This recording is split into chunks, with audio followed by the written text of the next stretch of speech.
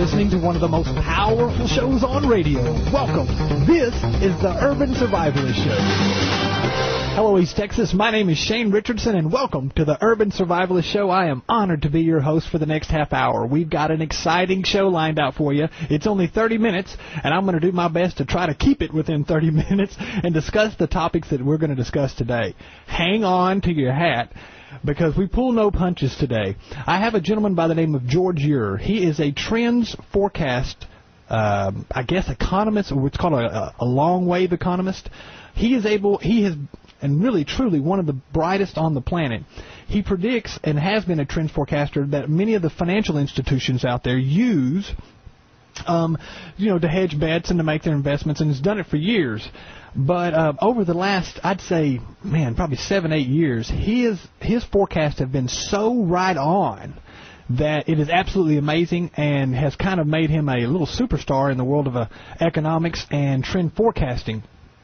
So whenever you see everyone on the media talking about how everything's going great and nobody saw it coming, well, they didn't see it coming, but this guy did, because he was telling everybody a long time ago. So when you hear the names like Peter Schiff and Gerald Celente and stuff like that, no, a lot of them are probably referring to what they're listening to or reading about from George Ure. So we'll have him on the show. I'm very excited about it. I will do my best to rein him in, because he doesn't pull any punches, and he tells you how it is, whether you are ready to hear it or not. And that's okay. I figured that, the whole point of our show was to find struggling, not to find struggling families. There's plenty of struggling families out there. Is to find people in our community that are willing to help those struggling families. And I've tried to do my best. And what I'm finding out there is that many of those organizations are struggling to keep their doors open. PATH, we've been talking about them. I'll have Christina Folsom, the director of PATH, on the show later on to talk about what it is they do. I've been telling you guys about her every single week, and I actually finally have her on the show today, so I'm excited about that. I also want to mention that I am doing my best for next week's show to try to find a lot of the places like where your kids can eat for free, certain discounts, and different things that you can go to here in our community for kind of like a staycation deal. Where do you go if you can't take a vacation?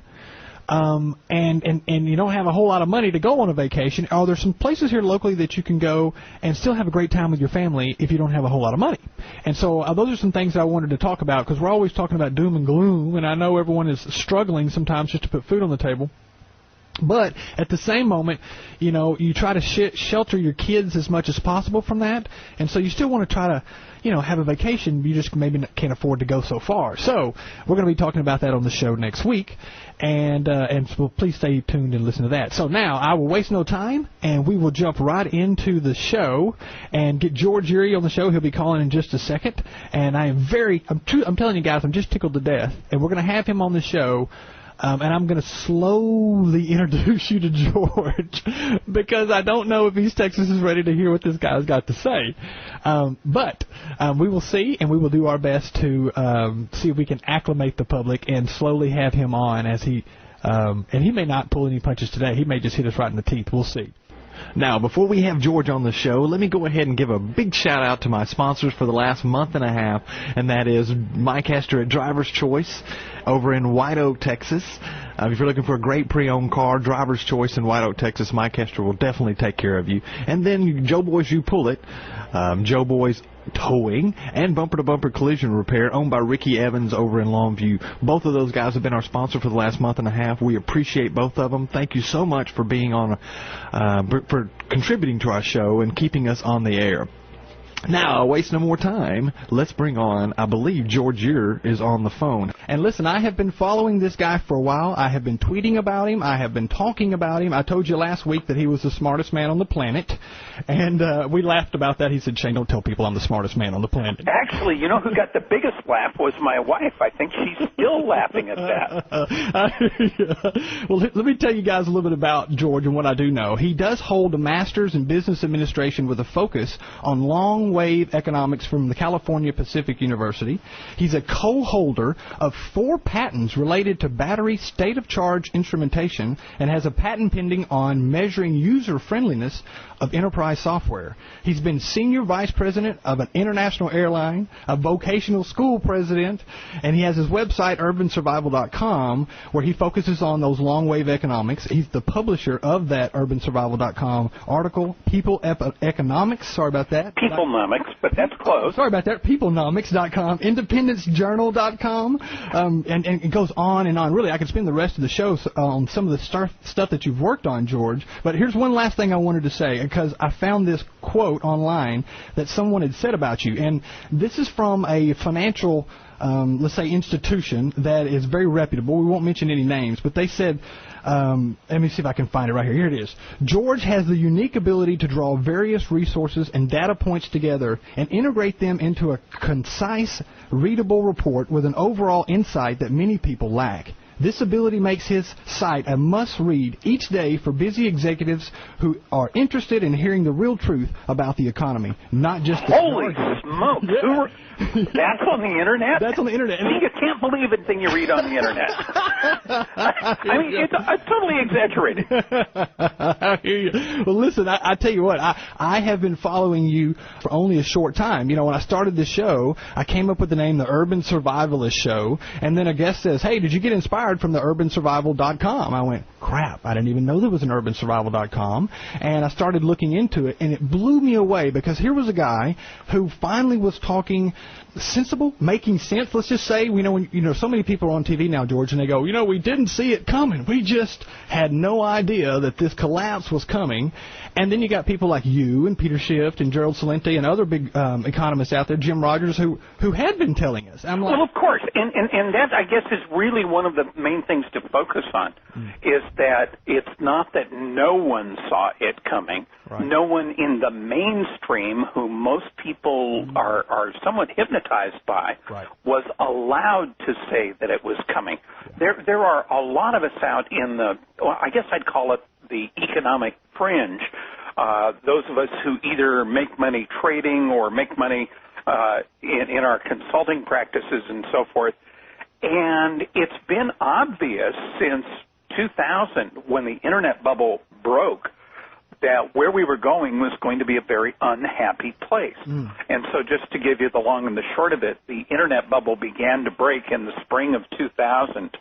And by the time that it almost was ready to dawn on the public that we were about to enter into a second Great Depression, along came 9/11, and conveniently, overnight, we had 2 new industries born in America that kept the economy going. The first of these was the terror industry, which there was certainly a rally around the victims of 9/11, but at the larger scheme of things, that presented a wonderful opportunity for government to ramp up spending on foreign military adventures, the invasion of Iraq again, and other points in the Middle East, including what I call Smackganistan, because that's where the world's major opium crops come from. Right. And then, in addition to that, the other thing it facilitated was the lowering of interest rates as an emergency measure, which turned around and then fueled the housing bubble. Right. And so what we've seen since the LTCM crisis in 1997, we've seen a situation where the Federal Reserve and what I refer to as the powers that be, all acting in concert to orchestrate a string of serial bubbles in the economy to keep us from auguring in. Right. There was a fellow back in 1926 named Nicholas Kondratiev. Kondratiev, a Russian economist, had been christened by Stalin to come up with the definitive outcome of the West.